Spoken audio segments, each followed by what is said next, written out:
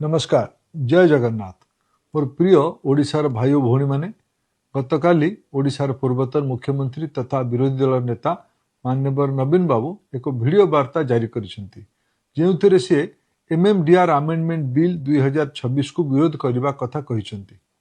से कहउचंती केंद्र सरकार नुआ बिल आनी ओडिशार हक छड़ाई नेउछंती, ओडिशा को दुर्बल करूछंती।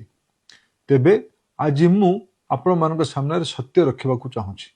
राजनीति निज जगार किंतु सत्य को लुचाई ओडिशार लोकं को भ्रमित करने आदौ ग्रहणीय नुहे।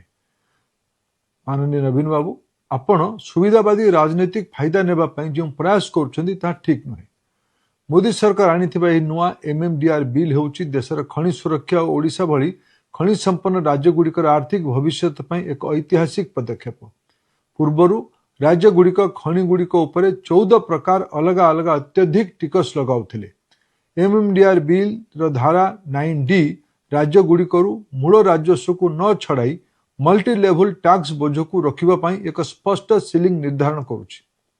जदि खनि उपरे 70% रु 80% मनमुखी टिकस लदी दिया तेबे लुहा कोयला सिमेंट दाम आकाश छुआ हेबो।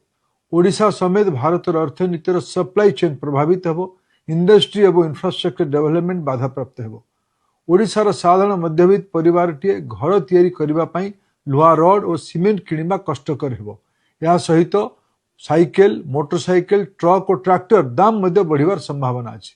सबुठु बड़ कथा अत्यधिक टिकस बोझ जोगु केन्दुझर सुंदरगढ़ झारसुगुड़ा अनुगुल जाजपुर खनि और कारखाना गुड़िक बंद हो जाता। सेथिपई लक्ष लक्ष युवक युवती से चाकरी और रोजगार हराई थांते। एमएमडीआर बिल सेक्शन 9D आनी आम सरकार ओडिशार शिल्प को बंचाई एवं साधारण लोकों को महंगा मारू रक्षा कर बिल द्वारा ओडिशार कौन सी क्षति हुई नहीं। ओडिशार जो नीलाम प्रीमियम रॉयल्टी और डीएमएफ पाउथिला तार 100% आज भी सीधा सड़क ओडिशा सरकार को खाता को ही जीव। एथिपाई आमर समस्त सांसद माने ओडिशार अर्थनैतिक अभिवृद्धि को सुरक्षित रखिबा ओडिशार नुआ कारखाना पुंजीनिवेश आनिबा पई एवं ओडिशार युवक युवती को रोजगार देबापई ये बिल को समर्थन करछंती। सारा देश में समान खनि टिकस नीति लागू हेले देश शिल्प और व्यवसाय सुगम हेबा सह राज्य मानक आर्थिक व्यवस्था सुधरिबो।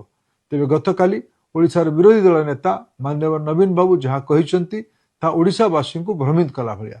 देशर लोकप्रिय प्रधानमंत्री श्री नरेंद्र मोदी 2014 लाल किला भाषण आरंभ कर आज पर्यंत निरंतर भावे पूर्व भारतर समेत पूर्वोदयर कल्पना नहीं काम करुचंती।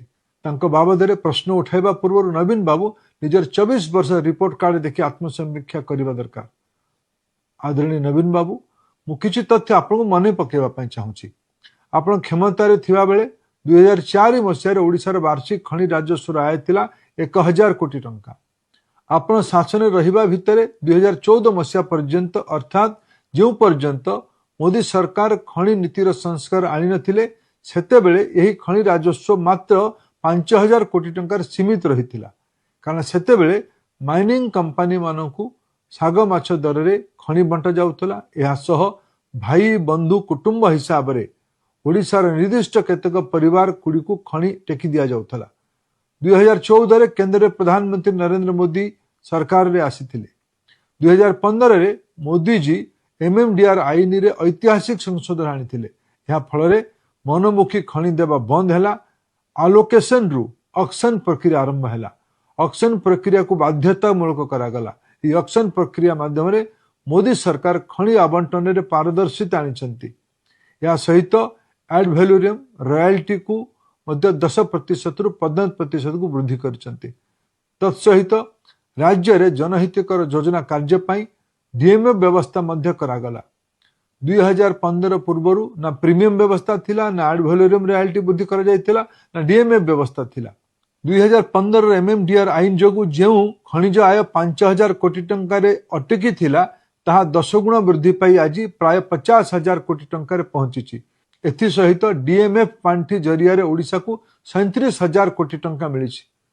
माननीय नवीन बाबू यह आपणकर नुहे बरं मोदी सरकार स्वच्छ नीति और रिफॉर्म प्रतिफलन। आपण को कहबा को चाहे जे मोदी जींकर खनि सुधार नीति कारण ओडिशा भली राज्य मानकर राजस्व बढ़ी। मु एक उदाहरण देबा को चाहूची। लुहा पत्थर हाराहारी विक्रय मूल्य जदि टन पिछा 3000 टंका हुए तेबे ओडिशा सरकार को प्रीमियम बाबद अधिका 3300 टंका जहाँ हेउची सेलिंग प्राइस 110%। एड वैलोरियम रॉयल्टी बाबद 450 टंका, डीएमए बाबद 45 टंका, एपरिक मोट 3795 टंका ओडिशा राजकोष को आसुची। आपण निजे कहतु नवीन बाबू, मोदी सरकार खनि सुधार नीति जो राजस्व कहार बढ़िला, राज्यर ना केन्द्रर? आदरणीय नवीन बाबू एवं तांकर दल बीजेडी 2004 मसीह आनिथिबा ओडिशा एक्ट नाम खनि टिकस आईन कथा कही कुंभीर कांदना कांदुचंती। 2005 रे मान्यवर हाईकोर्ट ताहाकु रद्द करथिले। बीजेडी सरकार 2006 रु 24 पर्यंत दीर्घ 18 वर्ष धरी मान्यवर सुप्रीम कोर्ट रे मामला रे गड़ाई चली एवं कौनसी पदक्षेप नेले नहीं। 2004 रो परिस्थिति भिन्न थिला। 2014 प्रधानमंत्री दायित्व नरेंद्र मोदी जी नेला परे खनिज संपद कहार रहिबो, लोकंकर ना पुंजीपति मानकर? या पर एक ऐतिहासिक निष्पत्ति एमएमडीआर एक्ट को संशोधन करके आनिले। पूरा अधिकार राज्य को गला, प्रीमियम हैला, रॉयल्टी एड वैलोरियम है कि 15% हैला, ता सह डीएमए भलिया नुआ व्यवस्था तैयारी करागला। मोदी सरकार ओडिशा भलिया राज्य पाई बद्ध परिकर अछंती और विकास पाई दायित्व नहीं। आदरणीय नवीन बाबू, आपण जेतेबेले 2000 मसीह दायित्व नेले सेतेबेले ओडिशार ऋणभार मात्र 3000 कोटी टंका थिला, किंतु आपण जेतेबेले दायित्व गले सेतेबेले ओडिशावासी मुंडरे 96,000 कोटी टंकार ऊर्ध्व बोझ लदी दे गले। आपण शासन को आसवा बेले ओडिशार मुंड पिछा ऋण बोझ प्राय 6,000 टंका थिला। आपण जीवा समय ओडिशावासी मुंड पिछा ऋण बोझ 26,000 टंका कर दे गले। यह कौन आपण आर्थिक संस्कार? माननीय नवीन बाबू, आपण युववर्ग भविष्य कथा कही से भ्रमित करने चेष्टा करुछंती। एपरी कथा आपण मुहरे शोभा पाऊ नाही। मोर अनुरोध, ओडिशार जनसाधारण को मिछ कही आपण भ्रमित करंतु नाही। ये बिल द्वारा ओडिशा कौन लाभ पाइबो ता निजर मत रखिले ओडिशावासी खुशी हेबे। धन्यवाद। जय जगन्नाथ।